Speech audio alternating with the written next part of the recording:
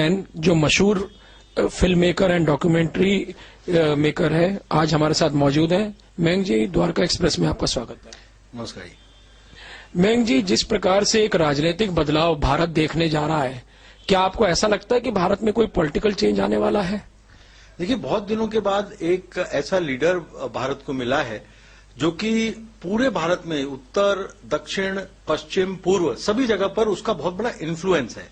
और जो इमेजिनेशन जो वर्किंग क्लास की है, जो मिडिल क्लास की है, जो हर एक क्षेत्र के जो इंडस्ट्रियलिस्ट से लेकर वर्कर तक और जो इंजीनियर है उससे लेकर डॉक्टर तक, मतलब जो प्रोफेशनल्स हैं, जो स्टूडेंट्स हैं, उन सबके अंदर एक उमंग की लहर है मोदी को लेकर।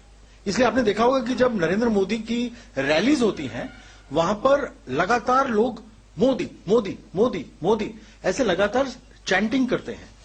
और सारी क्राउड, चाहे वो दिल्ली में हो, चाहे बेंगलोर में हो, चाहे रांची में हो, चाहे कलकत्ता में हो, चाहे कहीं भी हो, हम देखते हैं कि मोदी का इतना बड़ा क्रेज है कि मोदी मोदी मोदी मोदी होता रहता है लगातार।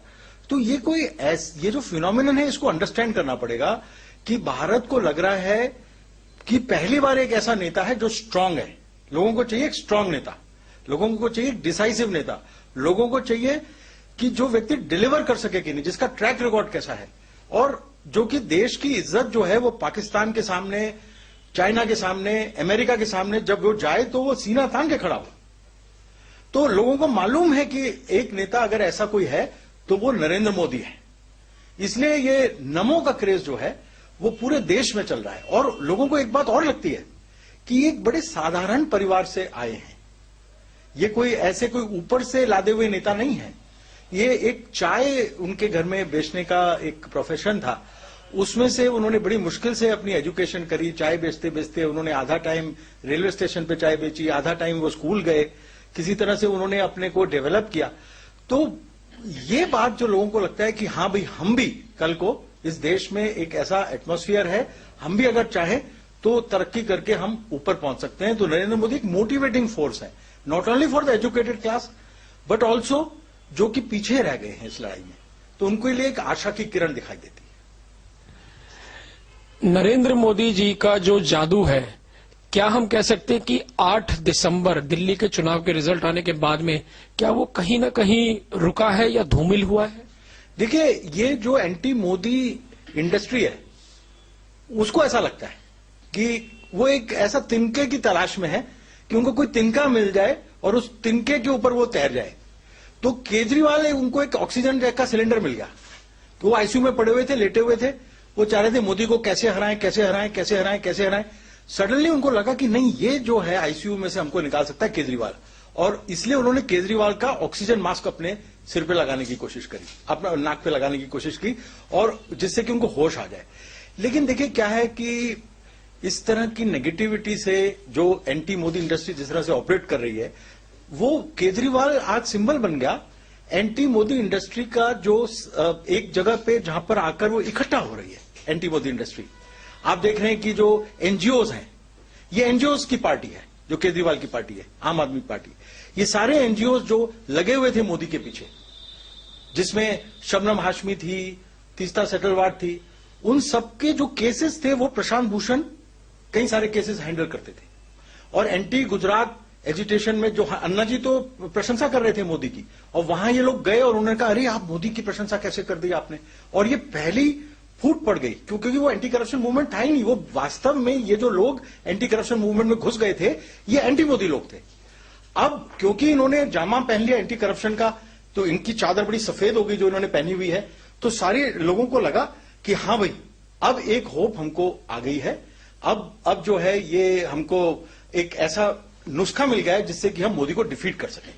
इसलिए जो अब हम देख रहे हैं कि मोदी को डिफीट करने के लिए सारा मीडिया, अब मीडिया का एक बहुत बड़ा तबका, सारा तो नहीं कहूंगा, एक बहुत बड़ा तबका, फिर पॉलिटिकल पार्टीज, गांधी वो मोदी के बराबर नहीं आ पा रहा है, और उसकी मीटिंग्स जेल नहीं हो रही हैं, लोग उसकी मीटिंग्स में आ नहीं रहे हैं। जिस भारी तादाद में मोदी की मीटिंग्स में लोग आ रहे हैं, जगह जगह से आ रहे हैं, और जो उत्साह उनके अंदर होता है, उस तरह का उत्साह तो भूल जाइए, लोग ही नहीं आ रहे राहुल गांधी की मीटिंग्स में। तो इसलिए इस वजह से कांग्रेस को लग रहा है कि केजरीवाल उनकी नैया पार करा सकता है। ये उनको एक उम्मीद है। तो केजरीवाल दिखाने के लिए तो एक एंटी कांग्रेस स्टांस लेते हैं एंड कांग्रेस के खिलाफ लड़ाई लेते हैं, लेकिन क्या होता है, अलायंस वो कांग्रेस के साथ कर लेते हैं। और कभी भी आपने केजरीवाल को ये बोलते नहीं देखा होगा कि भाई सोनिया गांधी के खिलाफ कुछ बोला हो उन्होंने, राहुल गांधी के खिलाफ कुछ बोला हो उन्होंने 2G स्कैम के खिलाफ कुछ बोला हो। आप देखेंगे कि ज्यादातर जो केसेस हैं वो या तो सुब्रमण्यम स्वामी जो बीजेपी के उन्होंने निकाले, या बीजेपी के किसी अन्य नेता ने निकाले, या फिर टाइम्स नाउ या दूसरे चैनल्स हैं जिन्होंने डिग आउट किए CWG स्कैम और वो सब, और उस बैंड वैगन पे ही आकर बैठ गए।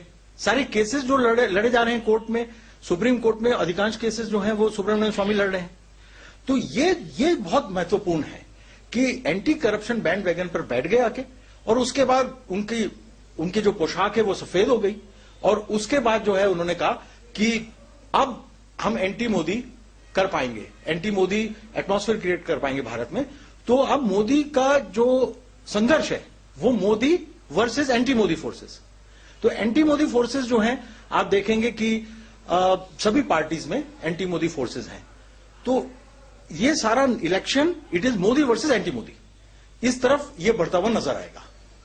लेकिन इसमें ये बताएं आप कि जिस प्रकार से आपने कहा कि मीडिया का एक बहुत बड़ा तबका आम आदमी पार्टी को सपोर्ट कर रहा है। आम आदमी पार्टी जो वजूद में आई वो कांग्रेस के या केंद्र सरकार के भ्रष्टाचार के मुद्दों को ही उठा के आई थी, और आज वही कांग्रेस के साथ में उन्होंने एक गठबंधन की राजनीति की, जबकि अरविंद केजरीवाल जो इस पार्टी के मुखिया, उन्होंने कहा कि मैं बच्चों की शपथ खाता हूं, मैं कांग्रेस या भारतीय जनता पार्टी का समर्थन किसी भी हाल में ना लूंगा ना दूंगा। इस विषय में क्या आपको ऐसा नहीं लगता कि अरविंद केजरीवाल ने कहीं ना कहीं सत्ता के लिए समझौता किया? हाँ, ये बिल्कुल, देखिए जिस व्यक्ति ने अन्ना को छोड़ा सत्ता के लिए, जिस व्यक्ति ने जो स्टिंग ऑपरेशन हुआ उसमें एक्सपोजे हुआ, करप्शन का एक्सपोजे हुआ, उसमें दिखाया जा रहा है कि उसके लोग जो हैं वो नेगोशिएट कर रहे हैं कॉर्पोरेट राइवलरी के अंदर, और वो कहा जा रहा है कि जनवरी में इतना पैसा दे दिया जाएगा और धरने पे चले जाएंगे, और एक डॉक्यूमेंट मांग लिया बस, वो तो उस डॉक्यूमेंट की आड़ में उनको छुड़वा दिया गया। तो उसी दिन मैंने समझ गया था कि इनका कोई करप्शन के खिलाफ लड़ने का कोई इरादा है नहीं, इनका इरादा है सत्ता, इनका इरादा है एंटी मोदी फोर्सेस को यूनाइट करना। तो जो वो गुजरात दंगों में जो के बाद जो एनजीओज आए थे, वो नहीं, एनजीओज के साथ इन लोगों का एक बहुत बड़ा अलायंस है, और मीडिया का एक बहुत बड़ा तबका जो है वो भी इस एंटी मोदी इंडस्ट्री का पार्ट रहा है, हमेशा से पार्ट रहा है। और उन्होंने बहुत भरसक प्रयत्न किए, उन्होंने मीडिया में जितनी गालियां दे सकते थे वो दी, जितने झूठे आरोप लगा सकते थे लगाए, और आज वो पॉलिटिकली ये गेम खेल रहे हैं एंटी करप्शन मूवमेंट की आड़ में।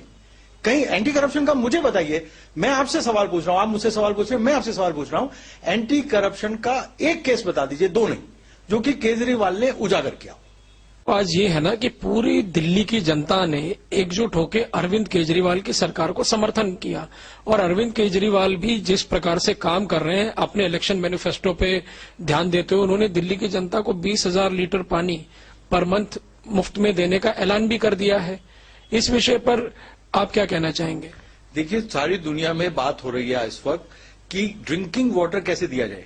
ड्रिंकिंग वाटर का मतलब होता है कि ऐसा पानी कि आपको उबालने की जरूरत नहीं पड़े, आपको साफ करने की जरूरत नहीं पड़े, आपको मिनरल वाटर खरीदने की जरूरत नहीं पड़े, उस क्वालिटी का हो, सीधा आप टोटी खोलें और पानी उसमें भर लें और पी लें।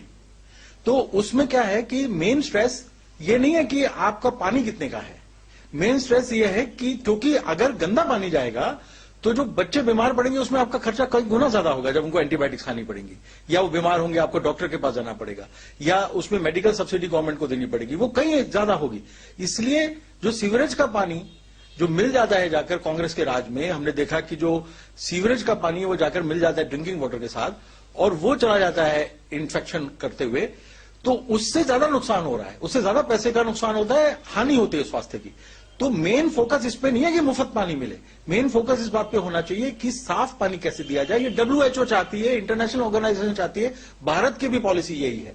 लेकिन इन सब चीजों से नजर हटाकर केवल एक नौटंकी हो रही है दिल्ली के अंदर कि जी सबको मुफ्त दे दो। और मेरे फ्रेंड्स कह रहे थे जिनकी जो अफोर्ड कर सकते हैं, सिंगल फैमिलीज हैं वो रह रही है, उनका 700 लीटर से कम कंजम्पशन होता है, 2 आदमी रह रहे, 3 आदमी रह रहे, तो वो कह रहे हैं कि साहब हम क्यों नहीं पैसे दें पानी के, ये तो गरीब लोगों को जो अफोर्ड नहीं कर सकता है उनको दिया जाए। तो ये एक हर एक हर एक सेक्शन को, और जो बेचारे जो वंचित हैं उनको तो पहले से ही पैसे नहीं देने पड़े। मैंने सब लोगों से पूछा जो इस तबकों को बिलोंग करते हैं, उनके बिल्स भी कलेक्ट किए मैंने, तो मुझे मालूम पड़ा कि उनको पानी का पैसा देना ही नहीं पड़ता। तो जो गरीब आदमी है तो वैसे ही पानी का पैसा नहीं दे रहा, और जो अफोर्ड कर सकता है उसको आप सब्सिडी दे रहे हैं। तो ये क्या नाटक हो रहा है? और ये ऐलान हो गया जी, मैंने आते ही जी ये 48 घंटे के अंदर कर दिया। तो इस तरह से एक रियलिटी मीडिया शो, एक नौटंकी रोजाना दिल्ली में हो रही है। रोजाना दिल्ली में ये दिखाया जा रहा है कि जैसे कि ये पहली बार कहीं से उतरे हैं फरिश्ते, और जो पूरे भारत में एक बहुत बड़ा परिवर्तन लेने जा रहे हैं।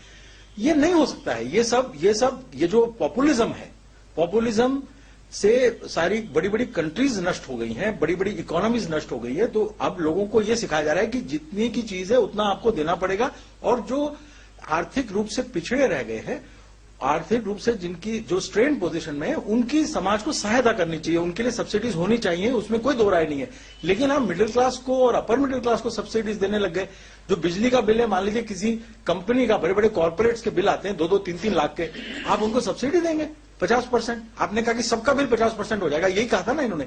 तो मान लीजिए एक बहुत बड़ा कॉर्पोरेट हाउस है, मल्टीनेशनल कॉर्पोरेशन है, 10 लाख रुपए महीने का उनके बिल्डिंग का बिल आता है इलेक्ट्रिसिटी का, जिसमें सब कुछ हीटेड है और एक से एक बढ़िया वहां पे लाइटिंग हो रही है, तो उसको 5 लाख रुपए का पड़ेगा 10 लाख की जगह। तो ये क्या तरीका हुआ? तो गरीब आदमी को सब्सिडी देने के बजाय आप बड़े बड़े एमएनसीज को देंगे क्या सब्सिडी? तो ये नाटक जो चल रहा है, और ये दिखाया जा रहा है कि हम बहुत बड़ा काम कुछ करने जा रहे हैं, वास्तव में ये ट्रेजरी को खाली करने का एक तरीका है, और जिससे कि सरकार के पैसे से वोट कैसे खरीदा जाए।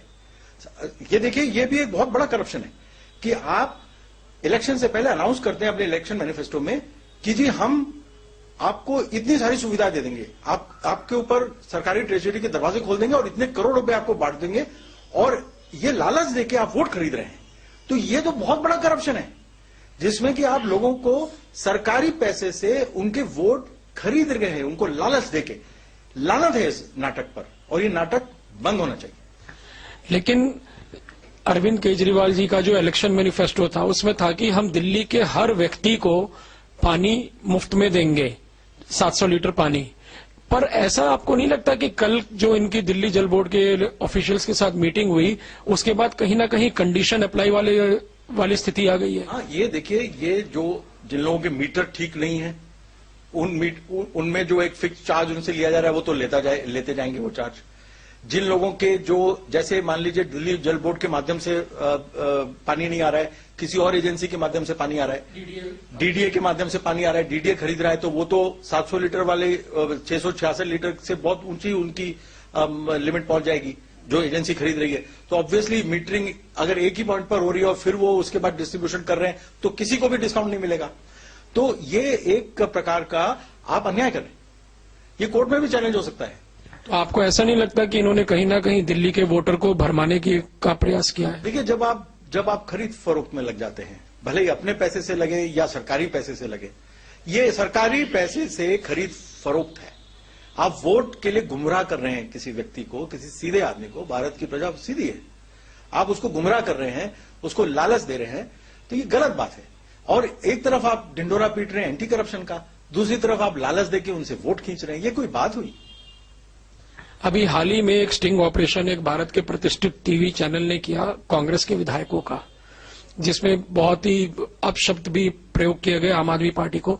लेकिन आखिर क्या मजबूरी है कि कांग्रेस फिर भी आम आदमी पार्टी का ही समर्थन कर रही है? देखिए, मुझे ऐसा लगता है, क्योंकि मैं पिछले 25 साल से पॉलिटिकल डिस्कोर्स को ऑब्जर्व कर रहा हूं, उस पर रिपोर्ट किया है, उस पर मैंने डॉक्यूमेंटेशन किया है, तो मेरे को ऐसा लगता है कि जो टॉप एलीट है कांग्रेस की, जो डिस्कनेक्टेड है अपने ही वर्कर से, जो परवाह भी नहीं करती, वो वाली एलीट जो है वो देख चुकी है कि राहुल गांधी से बात नहीं बनेगी। तो किसी तरह हमें ये केजरीवाल जो हमारे लिए ऑक्सीजन का सिलेंडर है मोदी के खिलाफ लड़ने का, क्योंकि हम तो आईसीयू में पड़े हैं, तो यही हमारी जान बचाएगा, तो उसके सपोर्ट वो करना चाहते हैं। लेकिन जो ग्रास रूट पे कार्य करता है कांग्रेस का, उसको ये साजिश जो है उसके बारे में जानकारी नहीं है, तो वो प्रताड़ित है। कांग्रेस का जो कार्यकर्ता जो ग्रास रूट लेवल पे है, जो अपनी पार्टी के लिए काम कर रहा है, वो परेशान है। शीला दीक्षित के लेवल तक भी ये बात नहीं है, ये बहुत ऊंची लेवल की बात हो रही है, जो कॉन्स्पिरेसी एंगल में दे रहा हूं कि किस तरह से वो एक अपने खिलाफ एक व्यक्ति को, इन्होंने क्या किया कि एंटी करप्शन वोट को डिवाइड किया कांग्रेस ने, क्योंकि अगर इन्होंने इस पार्टी को खड़ा नहीं किया होता तो उससे क्या होता है, एंटी करप्शन वोट बीजेपी को पड़ जाता सारा। तो इन्होंने एंटी करप्शन वोट को डिवाइड करने के लिए एक और पार्टी क्रिएट की और अपने खिलाफ ही प्रचार करवाया, तो उससे एक भारी तादाद में वोट उसको पड़ गए एंटी करप्शन के, और एंटी करप्शन की लड़ाई डायल्यूट हो गई। तो ये एक बहुत डेंजरस चीज है, इसको समझाने में टाइम लगेगा। ये एक आसान बात नहीं है, जो लोग समझेंगे कि भाई ये कॉन्स्पिरेसी एंगल से हम बात बता रहे हैं, लेकिन जो सिम्टम्स हैं वो साफ दिखाई दे रहे हैं। जो हम बात कह रहे हैं उसके अनुसार आज कांग्रेस और आम आदमी पार्टी का गठबंधन है। तो गठबंधन ऐसे ही क्यों, बीजेपी के साथ क्यों नहीं बन गया गठबंधन कांग्रेस का, या कांग्रेस या आम आदमी पार्टी का गठबंधन क्यों नहीं बन गया? केमिस्ट्री में कहते हैं मिसिबल एंड इमिसिबल लिक्विड्स। तो जो बीजेपी और आम आदमी पार्टी है, बीजेपी और कांग्रेस है, वो इमिसिबल लिक्विड्स हैं, जो लिक्विड्स एक दूसरे के साथ मिक्स नहीं हो सकते। और आम आदमी पार्टी और कांग्रेस ऐसे दो लिक्विड्स हैं जो इजीली एक दूसरे के साथ मिक्स हो सकते हैं। तो ये बात लोगों को अगर समझ में आ जाए तो शायद उनका नशा, जो एक थोड़ा सा जैसे नशा हो गया है उनको मीडिया की वजह से, एक हाई पे है वो लोग, और वो हाई पे जब होते हैं तो कुछ समझ नहीं आता है, लेकिन और जब वो समझेंगे तब तक देर हो चुकी होगी। तो मैं तो सिर्फ ये प्रार्थना कर सकता हूं कि लोग जो मीडिया के इतने बड़े प्रचार और जो एक नाटक हो रहा है उसके थ्रू देखें। मैं आपको एक एग्जांपल देना चाहूंगा कि मेट्रो में वो आए, उस दिन एक प्रकार का स्टैम्पेड होने से रुका, वहां पे लोग इतने परेशान हो गए, और इन्होंने जो सिक्योरिटी नहीं ली थी, दिल्ली पुलिस को इतनी सारी सिक्योरिटी लगानी पड़ी हर स्टेशन पे। अगर ये 10 आदमी ले लेते सिक्योरिटी के तो वो तब भी ठीक हो जाता। रोजाना ये आते थे अपनी मारुति वैगन आर में, और इनका ड्राइवर उसको चला के आता था, और शपथ के दिन इन्होंने कहा कि मैं मेट्रो में आऊंगा। तो इतने परेशान हुए, मेरे कहीं जानने वाले लोग फंस गए थे, लेट हो गए, उसमें बहुत ज्यादा वहां टेंशन हो गई। और मुझे पता चला कि जो बीजेपी के जो सीएम कैंडिडेट थे वो तो रोजाना अपने ईस्ट दिल्ली से, वो उनके बच्चे द्वारका में रहते हैं, वो जाते ही हैं मेट्रो से। उन्होंने तो कभी बताया भी नहीं कि मैं मेट्रो से जाता हूं। वो जब मिनिस्टर थे, हेल्थ मिनिस्टर थे, तो उन्होंने कभी लाल लाइट लगाई नहीं अपनी गाड़ी के ऊपर, उनकी लाल लाइट तो गाड़ी में पड़ी रहती थी। तो इस तरह की जो ये एक प्रकार का एक नौटंकी जिस तरह से की जा रही है, ये गलत बात है, ये गलत बात है। अगर हम भी सिंपल है, हम भी कहीं सारी चीजें बड़ी सिंप्लिसिटी से करते हैं, हम उसका ढिंडोरा थोड़ी पीटते हैं। सिंप्लिसिटी जब आपकी होती है तो आप सिंप्लिसिटी से आप पेश भी आते हो। आप मीडिया के सामने सिंप्लिसिटी का प्रदर्शन नहीं करते, वो सिंप्लिसिटी नहीं है, वो तो बहुत बड़ा ढोंग है। सिंप्लिसिटी का ये जो व्यक्ति सिंपल होगा उसको तो पता ही नहीं होगा कि मीडिया में इमेज मेकओवर कैसे किया जाता है। तो ये बहुत बड़ी प्रॉब्लम हमें दिखाई दे रही है। जितना भी एंटी मोदी फोर्स है, आपका कहना है कि वो यूनाइट हो चुका है, लेकिन एंटी मोदी फोर्स का जो प्रतिनिधित्व अब कर रहे हैं वो अरविंद केजरीवाल कर रहे हैं, परंतु ऐसा आपको नहीं लगता कि वो प्रतिनिधित्व अब कुमार विश्वास अपने हाथ में ले रहे हैं, अमेठी से चुनाव लड़ने का दावा करते हुए? देखिए, मैं काफी सरप्राइज हुआ था। एक तरफ इन लोगों का ये कहना था कि केजरीवाल जो हैं वही इनके नंबर 1 नेता है, फिर सडनली हमने देखा कि कुमार विश्वास ने अपने बात कही कि वो फाइल करेंगे अमेठी से अपने पेपर्स और राहुल गांधी के खिलाफ। तो इसका मतलब तो ये हो गया कि अब कुमार विश्वास अपने आप को प्रोजेक्ट कर रहे हैं एज नंबर 1 कैंडिडेट। तो मेरे पास कोई सबूत नहीं है, लेकिन मैं अटकल जरूर लगा सकता हूं कि ये क्या कोई पावर स्ट्रगल का पहला इंडिकेशन तो नहीं है।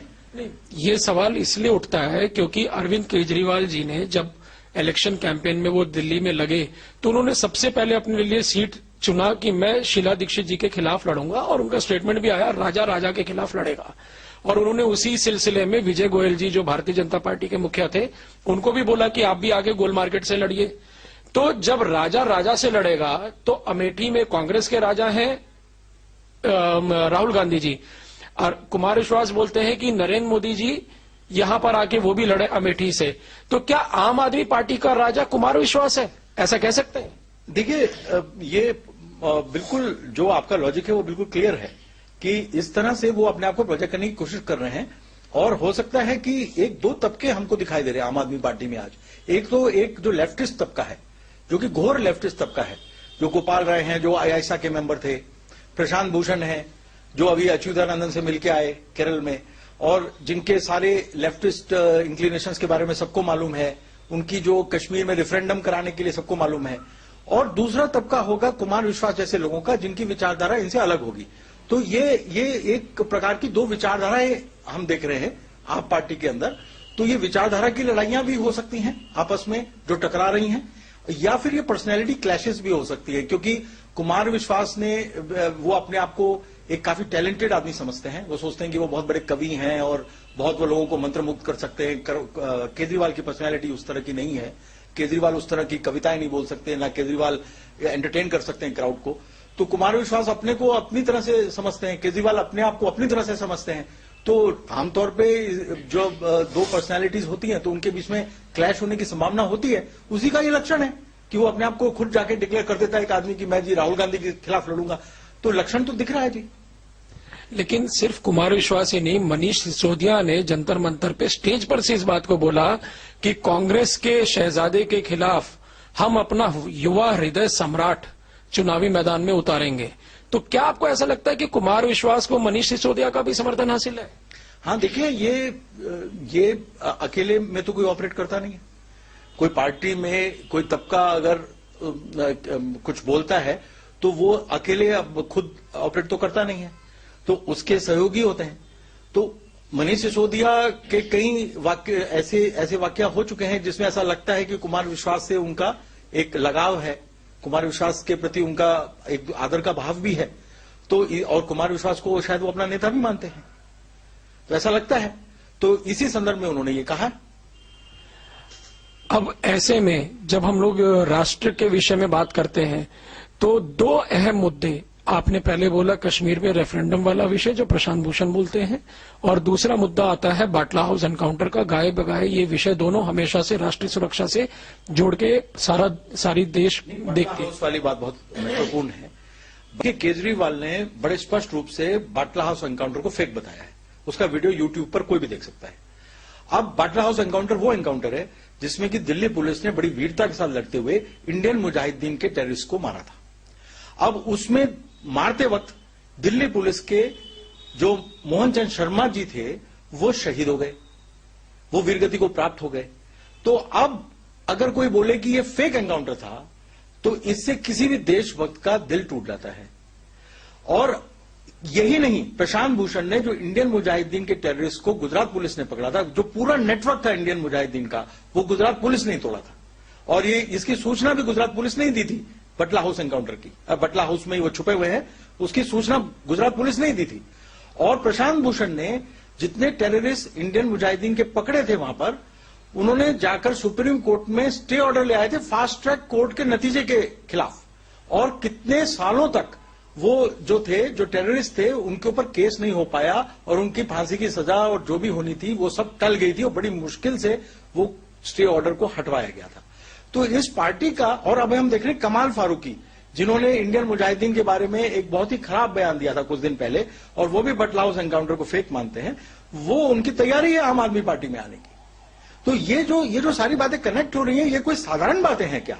लेकिन जो हमारे बच्चे हैं, जो कुछ बच्चे हैं छोटे, जो कि जिनको गुमराह करने में ये लोग कामयाब हो गए, कुछ ऐसा ही लगता है जैसे कि रावण जब एक भेष धर के सन्यासी का वो माता सीता का हरण कर लेता है।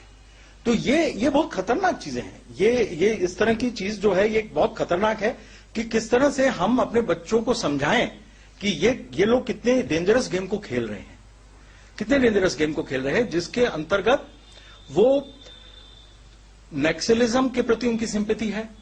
बटला हाउस में जो एनकाउंटर हुआ उसको वो फेक बताते हैं। जो टेररिस्ट अटैक्स हुए हैं बटला हाउस में उसके बारे में एक बात नहीं कहते। जो पुलिस उनके खिलाफ कार्रवाई कर रही है उसके लिए एक नहीं, इनके कई लीडर्स, और जो टॉप मोस्ट लीडर है वो उसको फेक बताता है जब पुलिस उनको मारती है। तो पुलिस के खिलाफ ये हैं। एक तरफ ये कहते हैं कि जी पुलिस का कोई आदमी मर जाता है तो हम 1 करोड़ रुपए उसको देंगे, और जो शर्मा जी जो वीरगति को प्राप्त हुए उनको आप फेक कह रहे हैं। तो ये जो असमंजस की स्थिति है, आज जो भारत का जो एक बच्चा है जो पाश्चात्य संस्कृति में फंसकर और जिस तरह से वो वेस्टर्नाइजेशन में उसकी अच्छी बातें तो सीखता नहीं, बहुत यही हालात रहे तो लोकसभा चुनाव में भी युवा वोटर डिसाइसिव होगा। तो आपको क्या लगता है कि वो नरेंद्र मोदी के साथ जाएगा या अरविंद केजरीवाल के साथ जाएगा? देखिए, जो सेंट्रल इलेक्शंस हैं उनमें भारत की प्रजा का हमेशा से ये रुख रहा है कि वो अनस्टेबिलिटी नहीं चाहती, वो स्टेबिलिटी चाहती है। अभी दिल्ली में इन्होंने देख रहे रोजाना नाटक चल रहा है, और अभी मान लीजिए डॉक्टर हर्षवर्धन बन गए होते, 2-4 सीटें ज्यादा आ गई होती और एक स्टेबल गवर्नमेंट यहां हो गई होती और डेवलपमेंटल एक्टिविटी शुरू हो गई होती, फ्लाईओवर्स बनने हैं, मेट्रो की एक्सटेंशन होनी है लाइंस की, वाटर हार्वेस्टिंग के लिए स्ट्रक्चर्स बनने हैं, ग्राउंड वाटर लेवल को ऊपर लाना है, नई पाइपलाइंस डलनी है, तो जो डेवलपमेंटल एक्टिविटीज थी उसकी तरफ जोर रहता। तो अब क्या है, इससे ग्रोथ रेट पीछे चली जाएगी नाटक वाटक से। तो लोग नहीं चाहते कि ऐसा हो। अब ये नाटक वो देख रहे हैं कि रोजाना नाटक हो रहा है, एंटरटेनमेंट हो रहा है, एंटरटेनमेंट लोगों का हो रहा है। वो अब हमें पता चला कि सीरियस वीरियस भी देखने में रुचि कम हो जाएगी लोगों की, क्योंकि जब इतना बड़ा एक नौटंकी 24 घंटे हो रही हो टीवी पर तो लोग एंजॉय करते हैं, लेकिन एंजॉयमेंट की लिमिट होती है। उसके बाद यथार्थ पर लोग आ जाते हैं, उनको कहते हैं कि भाई डेवलपमेंट क्या हुआ, हमें ग्रोथ चाहिए। तो ये नौटंकी से जरा सी अपनी नजर हटाएंगे थोड़ी सी, और नरेंद्र मोदी उनको दिखाई देगा क्योंकि हाँ, here we can get 9% growth. The youth of this country want 9% growth. बहुत अच्छा तबका है यूथ में, जो कि इंजीनियर बनना चाहता है, डॉक्टर बनना चाहता है, जो कि जाकर कुछ करना चाहता है, स्किल डेवलपमेंट करना चाहता है, नई स्किल्स लेना चाहता है, जॉब्स करना चाहता है, वो बहुत कुछ करना चाहता है। तो इस तरफ वो अपनी नजर डालेगा तो उसको वो दिखाई देगा। बहुत समझदार है यूथ। जो एक छोटा सा तबका गुमराह हो गया है, जो समझ नहीं पा रहा है क्या बात है, उसको समझाना पड़ेगा और घर घर जाकर उनको समझाने से उनको वापस रास्ते पे लाया जा सकता है। तो मैं चाहता हूं कि राष्ट्रीय सुरक्षा भी एक मुद्दा है। ये जिस दिन नौजवान को समझ में आ जाएगा, क्योंकि नौजवान ही सबसे बड़ी फोर्स है जो राष्ट्रीय सुरक्षा के लिए प्रेरित होती है। तो स्टेबिलिटी और राष्ट्रीय सुरक्षा ये मोदी के अलावा कौन दे सकता है, क्योंकि ग्रोथ उन्होंने करके दिखाई है। राष्ट्रीय सुरक्षा उनसे बेहतर कौन करेगा। आज अमेरिका नहीं चाहता वो बने, पाकिस्तान नहीं चाहता वो बने, चाइना नहीं चाहता वो बने। क्यों? क्योंकि उनके लिए मुसीबत हो जाएगी। तो इसलिए आईएसआई का इतना बड़ा एक एपरेटस काम कर रहा है देश के अंदर, जो कि नहीं चाहता कि मोदी पावर में आए। तो ये बात समझनी पड़ेगी बच्चों को, जो यूथ है। जिस दिन आप उनको समझाएंगे वो समझ जाएंगे। कोई देशभक्त तो है ही ना, वो अंदर से समझ जाएंगे। गुमराह हो गए हैं वो, कुछ तबका वो गुमराह हो गया है, समझ जाए। द्वारका एक्सप्रेस से बात करने के लिए धन्यवाद मनोज जी।